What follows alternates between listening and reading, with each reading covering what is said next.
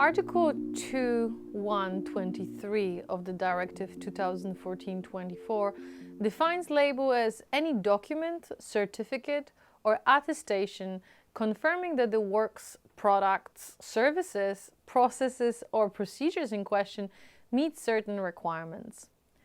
Labels in public procurement are regulated under Article 43, which attempts to balance the advantages offered by the labels in reducing the resources needed to verify, in particular, the environmental and social criteria, with the risk of applying labels in violation of public procurement rules. There are two types of labels. Eco-labels that deal with the environmental performance of a product or service, EU Eco-label or Blue Angel, and social labels that usually cover issues such as human rights, workers' rights, ban on child labor, payment of fair prices to developing countries' producers, etc. Example here could be the Fairtrade or Rugmark labels. In practice, there are several other types of differentiation between labels. In comparison with social labels, which are in their infancy, eco-labels are much more mature on the market. And on their basis, recognized might be different variation of the differentiations of the labels. Some labels address a single issue, such as energy efficiency. Energy Star could be mentioned here. Others cover multiple criteria like Nordics One. Another differentiation of labels might be based on whether labels are of a national or multinational character. For example, Belgium has developed a national social label which certifies the respect of ILO fundamental principles during all value chain stages. On the other hand side, the EU Eco-label isn't an example of multinational label. The International Organization for Standardization ISO identifies three types of voluntary eco-labels based on ISO 14020 standard. The Type 1 ecological label is a multi-criteria-based third-party program indicating overall environmental preferability within a product category based on life cycle costing. This type, the Type 1, is the most valuable label from the public procurement perspective, as it is perceived as being based on objective and transparent criteria and pays attention and value to the fact that it's awarded by an independent third party. Question could be then posed, how can label be applied in public procurement?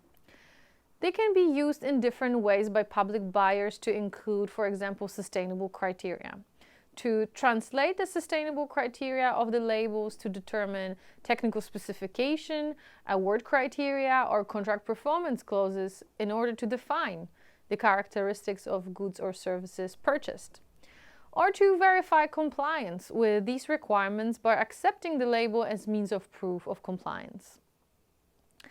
General requirements for using labels in public procurement are that the criteria must be objectively verifiable, non-discriminatory, and linked to the subject matter of the contract.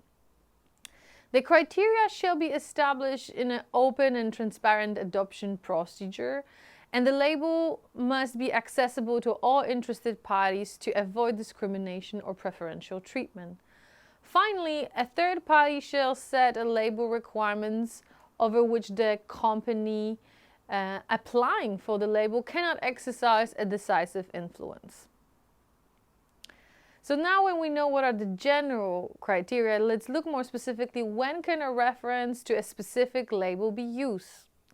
As a starting point, the public buyer may, with some caveats that I will discuss a little bit later on, directly refer to specific label and their criteria when laying down the environmental, social, and other characteristics of what they wish to purchase. That can be done as means of proof that the public contract subject matter corresponds to the required characteristics. It goes without saying that the application of labels must be compliant with procurement principles in Article 18. Public buyer can require a specific label provided that cumulative conditions are met. Besides the general label requirements that I mentioned earlier on, the criteria must be appropriate to define the characteristics of what it is that we are buying, so of the supplies, services, or the works that is the contract subject matter. The requirement also be linked to the subject matter of the contract, as mentioned earlier on. According to Recital 75, the later criterion might be referred to as describing the product and its presentation, including packaging requirements. Article 43, Para 1 recognizes two scenarios. One, it's a scenario where the label requirements only concerns criteria which are linked to the subject matter of the contract and are appropriate to define the characteristics of what it is that we're buying. Consequently, the public buyer's requirements are synonymous with all of the label requirements. In the second scenario, contracting authorities do not require the works, supplies, or services to meet all of the label requirements, but just some. In such a scenario, public buyers rather shall indicate which specific label requirements are referred to than refer specifically to the label itself, which would not be allowed. By allowing reference to specific labels, the directive overruled the rule established in Dutch coffee case, according to which public buyer could not refer to specific label as a source of information when choosing the most economically advantageous tender. Now, I mentioned that there are some caveats in directly referring to specific label.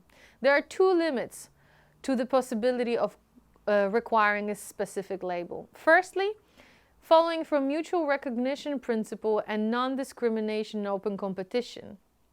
Other products that are not certified with a particular label, but are certified with a different label or may be considered functionally equivalent, must be recognized as compliant and allow as means of proof during the procurement procedure. This again follows from the Dutch coffee case, where ultimately the infringement was found to be the fact that the tender required simply a label and without allowing equivalent labels in violation of the EU law. The second counterweight considerably limits the general rule on referring to specific label. In situation where a company has no possibility of obtaining the specific label indicated by the public buyer or equivalent label, the public buyer shall accept other appropriate means of proof. However, that impossibility to obtain the label should not be attributable to the bidder, who must prove it was unable to obtain the label within the relevant time limits due to the reasons that cannot be attributed to the bidder. When a reference to specific label cannot be used. Finally, the public buyer cannot refer to specific label if that label also establishes requirements that are not linked to the subject matter of the contract. For example, a general corporate social responsibility practices or other conditions applicable to overall business practices. Instead, they must define the technical specification, but also potentially award criteria or performance conditions by referencing the relevant, that is linked to the subject matter specification of the label.